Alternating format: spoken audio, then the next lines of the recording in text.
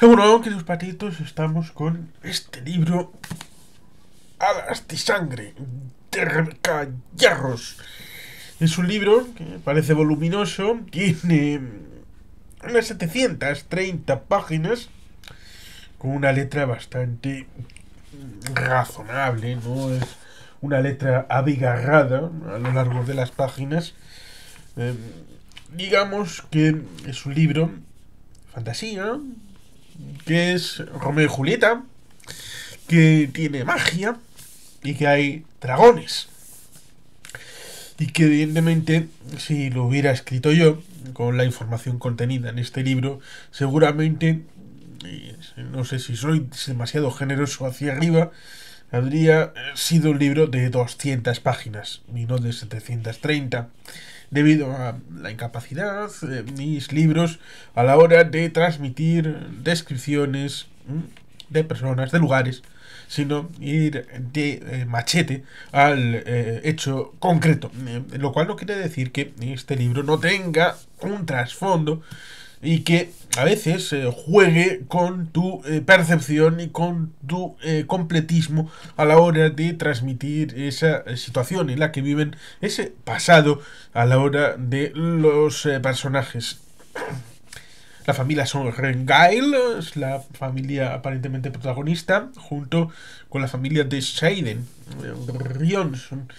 Eh, es una situación en la que, bueno, Rebecca Yarros, que es estadounidense, que, bueno, ha tenido una historia en el ejército a través de su familia, que ha servido durante 2 generaciones, y el tema militar parece que está imbricado también ahí en el ámbito de alas de sangre, porque se da esa circunstancia de que los dragones tienen jinetes y los jinetes y los dragones se imbrican con el concurso de esa magia que permea a través de los dragones como filtro para con los jinetes. Pero un dragón puede en principio sobrevivir a la muerte del jinete, pero si el dragón muere, el jinete también muere en ese vínculo. Y Lala, porque este libro que pone alas de sangre es la primera parte. En la parte original en inglés eh, se llamaba Fourth Wing, a la cuarta.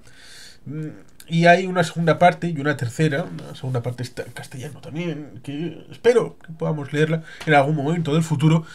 Y que habla de Iron Wing, a la de hierro o algo parecido. Es decir, la traducción en la segunda parte tiene más que ver con la traducción del título de la primera parte, tiene más que ver con el título de la segunda parte en el original inglés. Por tanto, se puede inferir el hecho de que el éxito llegara tarde a ser entendido en el ámbito del Estado español o del castellano en general, pensando en el castellano en el mundo global como idioma general de referencia, como puede haber otros, eh, y que, bueno, la historia amerita un cierto elemento de explicación. Violet, o como dice Shaden, violencia Sorrengail, es una muchachita de una familia importante en el ámbito del país, dentro del continente insular, porque es una isla grandota, en que, bueno, está dividida en varios cuartetos, en donde ha perdido a su padre recientemente, ha perdido a un hermano, son tres, esto tendrá su importancia, son tres, Mira, Violet y Brennan.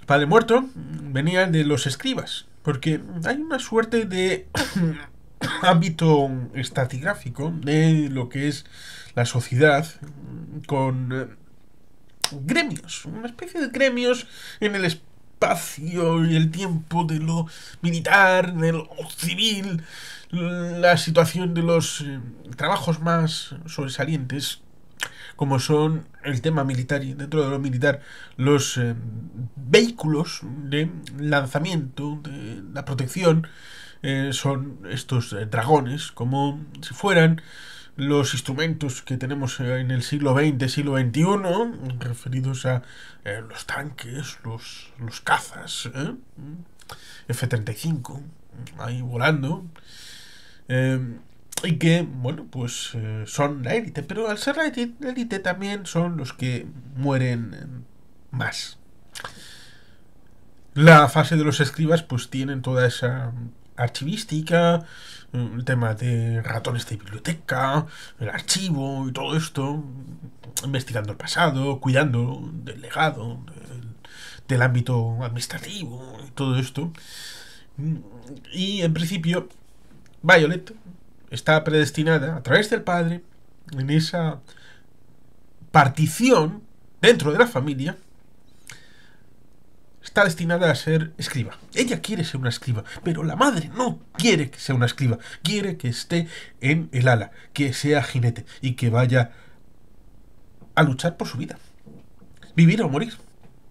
Pero, evidentemente, hay cosas que escapan a su control. Por eso el tema de Romeo y Julieta. Al final, los dos mundos, porque Seiden viene de una familia que ha sido revelada. Su padre hizo una secesión, por así decirlo, y por ahí viene parte de lo que, entre comillas, ya sabemos. Sobre todo pensando en Estados Unidos, el país original donde se publicó originalmente, pensando, ya estábamos con la Confederación contra la Unión y en ámbito de dragones. Recordemos, por ejemplo, aquel capítulo que comenzaba de Big Bang Theory con la batalla de Gettysburg, pero con cosas que bueno, era a través de saleros y de todo esto, pimenteros y todo esto en el cheesecake, que empezaban a decir, pues yo pongo esto y otro y el ala de monstruos así, asesinos galácticos que... Bueno, pues... podría uno pensar, es que está trasladando directamente esto a el ámbito de la novela. Y estaría jugando, y está jugando a eso con el lector, porque no es así. No es tan así. Pero, evidentemente, tenemos esos 107 hijos de oficiales de la rebelión, de la secesión, que después de haber sido derrotada, ven cómo, después de haber liquidado a sus padres, ven cómo son obligados a firmar un contrato con Seiden como cabeza y garante de los 107 para entrar en el ala de jinetes.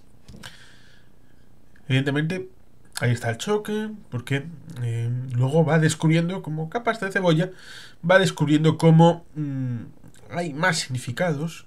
En primer término está lo que creemos que es la virtud del relato a través de Dain, a través de la Mamuchi, Sorrengail, a través de los diferentes cargos militares que hay en esa verticalidad que culmina en el rey. Hay un rey y que descubrimos, a poco que uno eche la vista, que es un sistema bastante poco democrático, a pesar de que uno pueda tener cierta empatía o tratar de buscar ciertos elementos para empatizar como si fuera nuestra sociedad, pero con dragones y con magia. No, es otra cosa distinta.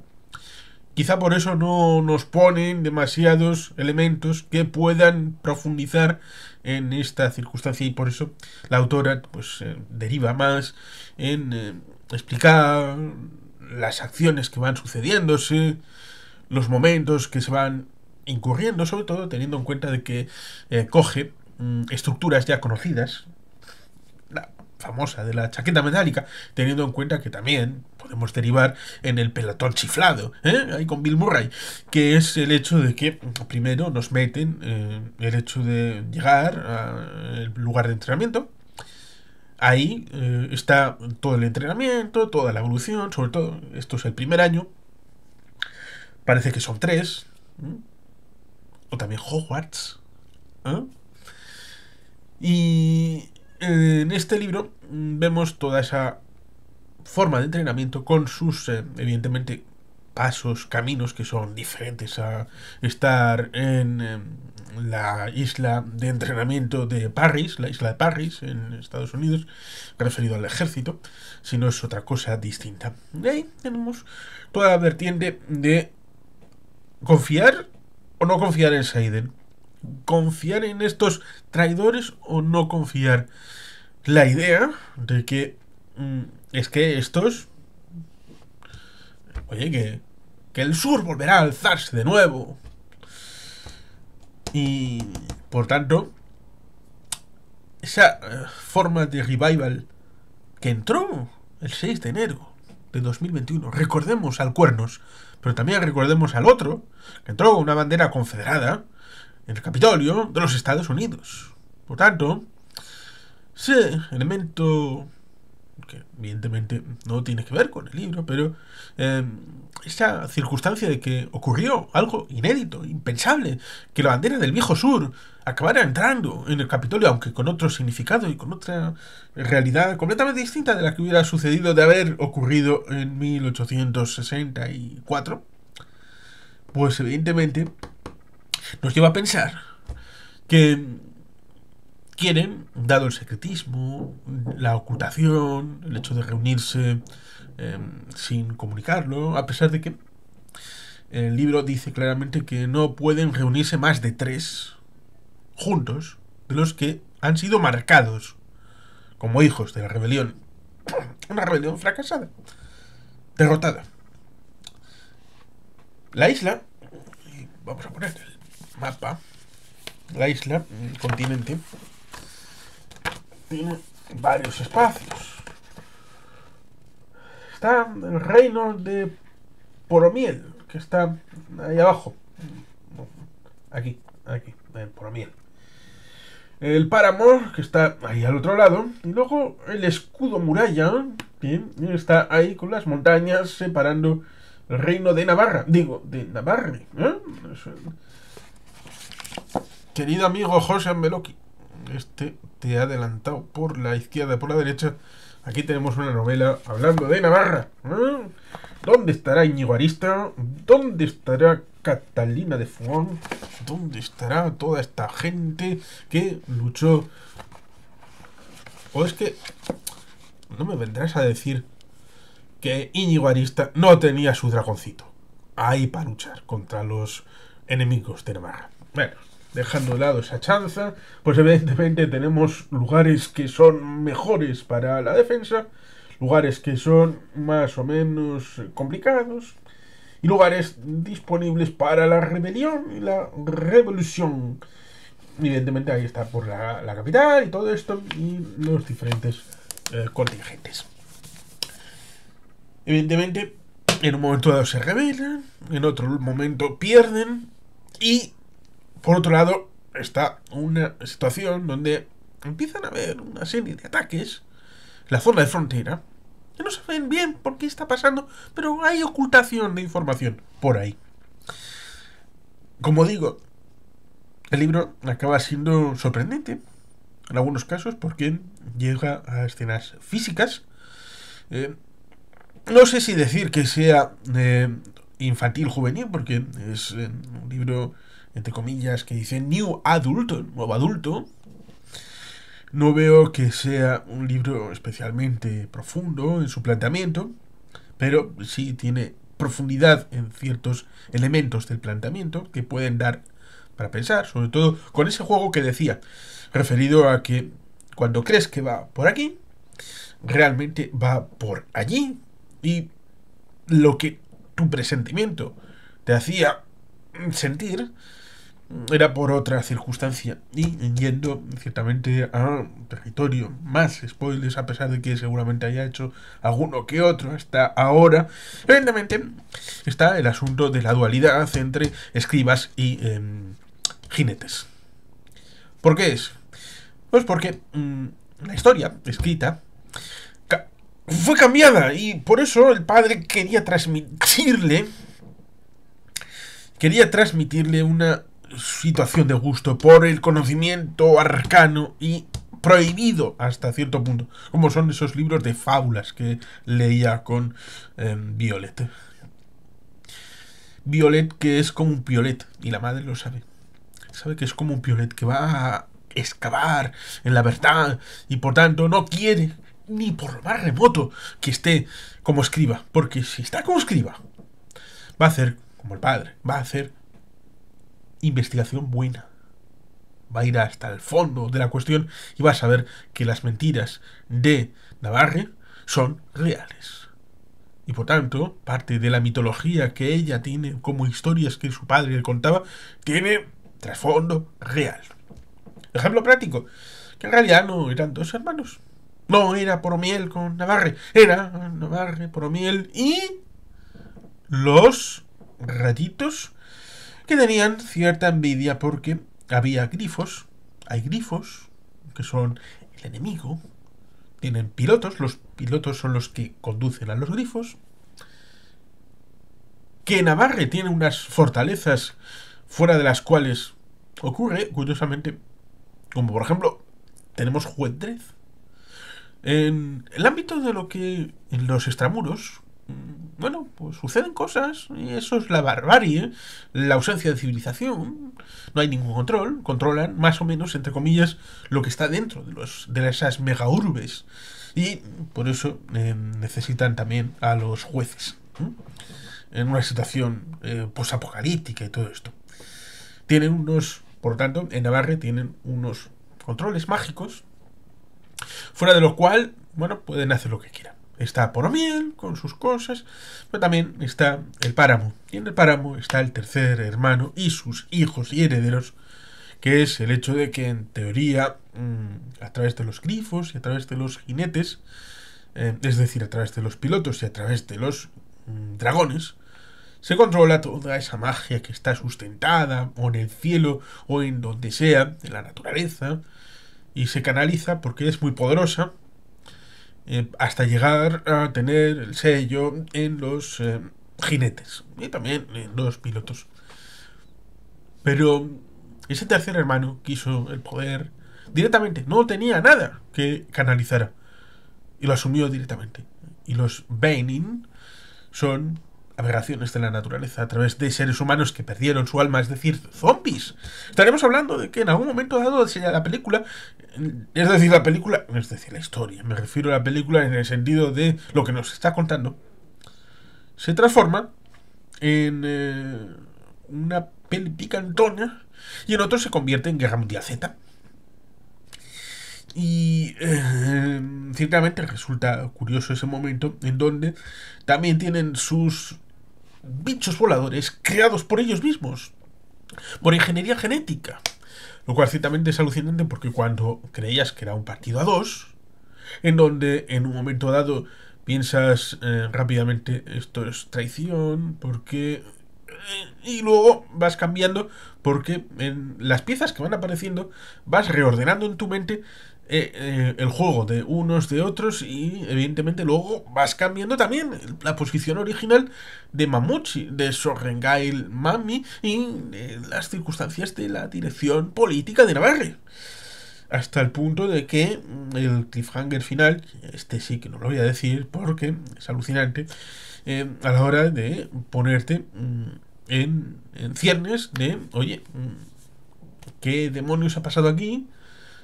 Tienes que reevaluar un poco todo lo que has leído hasta ese momento y que te deja con ganas de seguir con la segunda parte.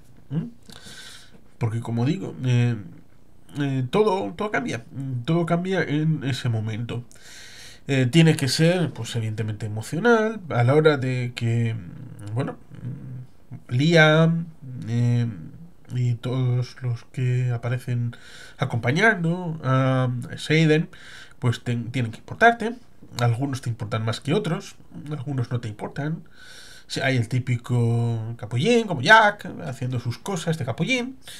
Y evidentemente está Sorrengail, que es el típico caso, como la Teniente O'Neill, referido a una telviducha, blandengue, que no tiene ninguna posibilidad, que tiene que sobreponerse, self-made woman, una mujer hecha a sí misma, tratando de coger musculatura, de poder cabalgar al dragón con seguridad, la sorpresa de que haya dos dragones que le cojan a ella, lo cual ciertamente es algo que está buscado, no está buscado, es algo que surge de espontáneo o no, el hecho de que quieran hacer cositas chungas, cositas ricas, dirán, con la tecnología de laboratorio para tratar de investigar al segundo dragón, porque es cierto que Tyr es vinculado con el dragón de Shaden, y por tanto ahí está la obligatoriedad de estar juntos y esa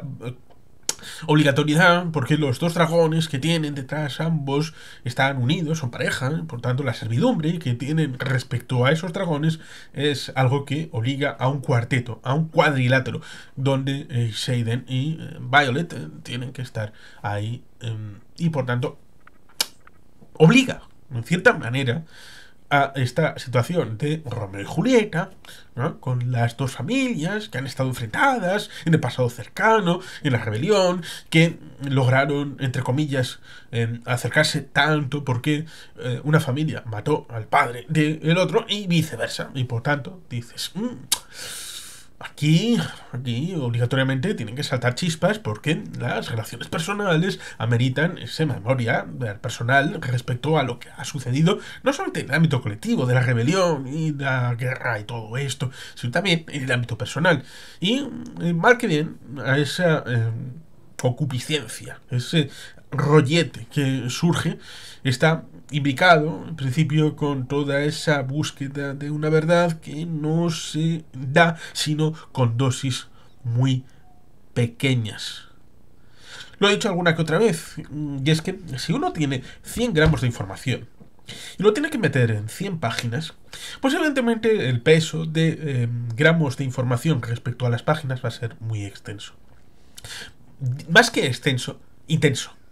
Va a tener mucha carga de información cada una de las páginas. Pero si esos 100 gramos lo tenemos que meter en un libro de 1000 páginas, entonces la intensidad va a bajar porque se diluirá en otras cosas que han ido creándose para poder establecer ese marco. Lo cual, alguien que sea un literato de solvencia, pues no tiene por qué perder la prestancia al libro. Y bueno, pues no diré si este o no es un libro de estos. La cosa es que a veces tener esos 100 gramos de información en un libro de 730 páginas, pues tienes que tirar mano de otras cosas referido a la propia personalidad de los personajes. Cuando digo 100 gramos de información me refiero a qué es Navarre, de dónde vienen, cuál es Poromiel, cuál es su información respecto a su forma de gobierno, es decir, todo el lore. El lore respecto a toda esa circunstancia, dejando de lado el hecho de si le gusta a Violet la tarta de fresa o la tarta de chocolate. Si Seiden prefiere Foxtrot o bailar el chotis. Este tipo de cosas respecto a cosas que pueden ser más naturalizables y universalizables, que si les pones en Navarre y Poromiel y luego les cambias y les metes en la Primera Guerra Mundial y luego les cambias y les metes en el espacio exterior, algo así como aquella de Outpost, aquella de Atmósfera Cero con Sean Connery, pues bueno, en principio hay algunos elementos que no tienes por qué cambiarlos. Pero sí, el background, el lore, respecto al ámbito de los países, sus estructuras políticas, sus motivaciones de fondo, todas las reglas. Es una historia con magia, pero con reglas. No es arbitrario ni por tanto en principio está más o menos bajo control, pero como digo, todas estas circunstancias vienen tamizadas por ese secreto trascendente respecto a que los directores de la política de Navarre, es decir, de Navarra, saben perfectamente que existen los Beni. Lo saben, pero lo ocultan.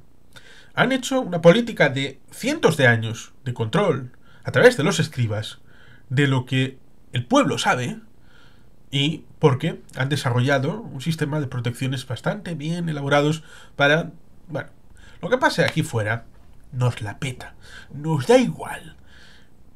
¿Por qué? Pues porque los Benin matan a los de Poromiel y ya está, a nosotros no nos hace nada. Eso sí, los de Poromiel, en parte, intentaron cambiar la política de dentro. Y los de adentro, gente como el padre de Seiden, no por ellos, no por una política endógena, que era lo que tenía la Confederación, ahí tenemos los conversatorios con Emilio Lanedo, no por el hecho de proteger, por ejemplo, una política esclavista que tenía la Confederación en mente para su existencia y para su supervivencia, sino dar la vuelta. La idea de que se hace una rebelión para cambiar la política y poder ampliar el eje de protección a ese país vecino en donde están los enemigos, porque hay un tercero que quiere la destrucción de ambos, porque ha perdido el alma, ha perdido todo y simplemente es un zombie que quiere mata-mata. Eso sí, resulta curioso porque en algún momento esos zombies parece que son capaces de hablar, incluso de razonar, y que el esquema que hemos visto más o menos extenso en Navarre y que hemos inferido durante unas páginas en Poromiel, también lo tienen, con aprendizajes, con estudiantes y maestros.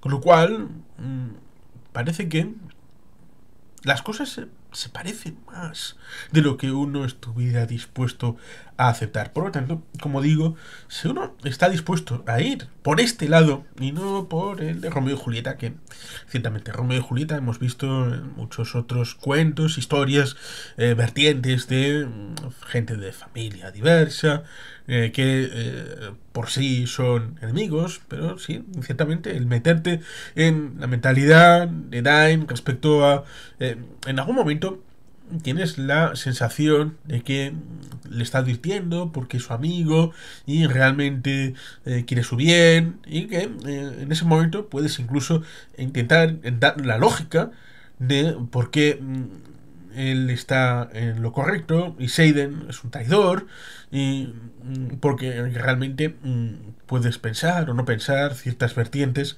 acerca de la propuesta del libro.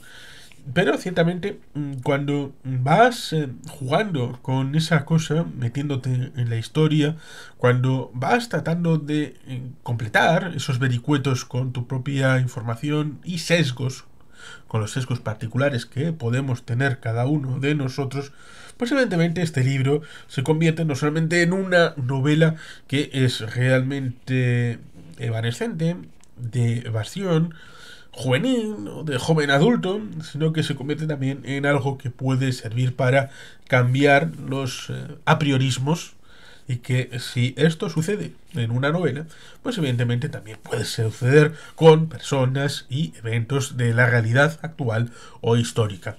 Por tanto, puede ayudar a la gente a tener un pensamiento crítico un poquito mejor.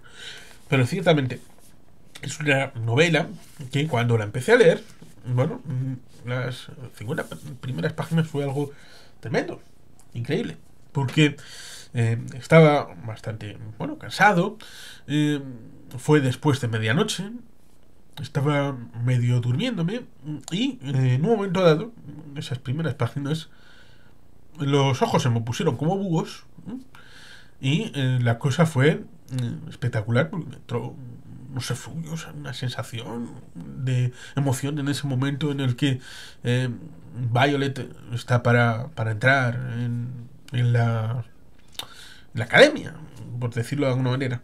Y por tanto ahí está el intríngulis, porque esas 50 páginas me impulsaron a leer las otras casi 700. Fue un momento mágico, a pesar de que el libro no lo elegí yo, sino que fue Susana la que lo cogió y lo sugirió. Por tanto, espero poder hacer honor a este libro y continuar con la segunda parte, porque, como dije, al final aparece... ¿Qué demonios? Vamos a decir. Aparece Brennan. Brennan vuelve de entre los muertos y dice: hola, hermanita. Ahí está el asunto. ¿Cómo te has quedado?